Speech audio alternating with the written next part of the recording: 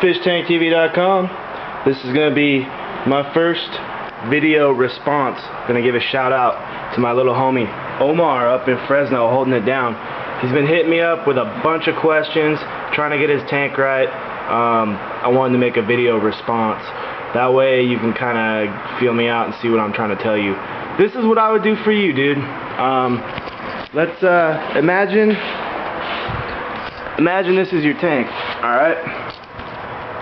Now, you kind of got like your log in the middle right now, and you got your filter kind of over here, and you got your heater and your CO2 over here, and most of your stuff's kind of like bunched up in the middle right here. Now, you took my advice, and that was cool. You got the taller stuff in the back. I would spread it out a little bit. This is what I would do, and you can take from this whatever you want, man. But that CO2 thing that's kind of on the wall right here, I would move that over here underneath, like where the filter spits out. That way when those CO2 bubbles come up, they get caught in the filter flow and kind of like disperse through the tank with the flow of the water.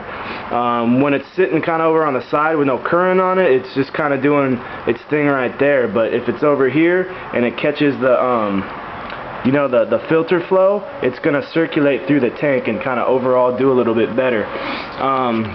That log you got in the middle, I mean, that's a cool piece, man. I would turn it upright so it takes up more like tall length of your tank, and kind of put it back in the corner as like a starting point for your aquascape, and kind of use it to block the CO2 thing and the heater and the filter intake.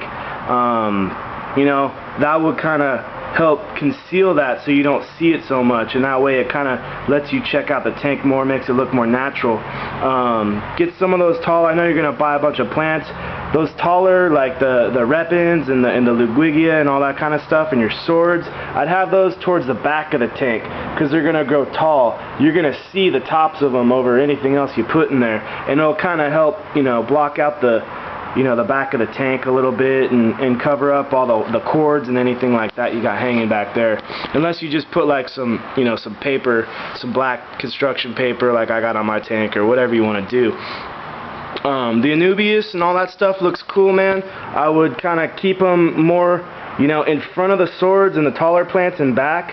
That way they'll kind of be like a mid-level plant, and you'll still be able to see from like the middle to the top of all the plants behind it, all your repens and your swords and those taller ones. And dude, what happened to the baby tiers, man? I'd have that whole front with those baby tiers, and let the CO2 kind of do its work. You just planted those things.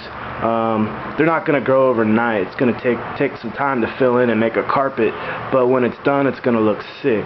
So dude, you got all the right pieces in place. You just kind of got to arrange them and make them look a little bit, you know, more consistent and not as bunched up. Spread them out a little bit, let the plants get a little more room to grow and fill in, and, you know, give it a couple months with that CO2, and it's gonna look bomb, dude. Just let it develop, man. Be patient with it and do your thing. And, you know, if you don't want to change anything, don't change it. It's your tank.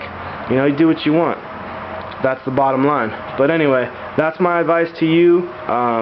Kind of a little easier to do it in a video format rather than typing out a message. So conceal that shit in the back, make the mechanical stuff less visible, taller stuff in the back, you know, have that log kind of over here, have some taller stuff in the back, mid-level front, baby tiers in front, kind of more open, give your cories some room to move around and stuff, and they like to hide. They're gonna hide up in that log and stuff. But they also like some free swimming area too. That's kind of my 2 cents. So take from that what you will. But thanks for, you know, you're all excited, so that makes me excited. What I did in my tank, I ripped out that other Anubias. Kind of keep the front more clear for swimming space. I got my taller valve in back, got the taller Anubias in back, and the height of the log, and you know, my tank's probably not the best, but, you know, I kind of try to work with those, you know, examples. And then on this tank, you know, I built this background, but I built it so, you know, the filter intake and the heater and all that shit is concealed back here. So that's what I'm talking about, concealing your mechanical stuff, so when you look in your tank you don't see anything hanging down. It just looks like, you know, a cool little fish tank. I just cleaned both these tanks, so they're all kind of cloudy from the cichlid buffer. But that's it, man. These are my brevis chilling, doing their thing, and my Brichardi, wherever they are, there's one, doing their thing. So anyway, dude, good stuff. Keep it rolling. Hit me back. Peace.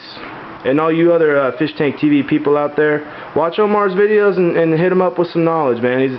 He's trying to figure it out, so sprinkle him a little game. Alright.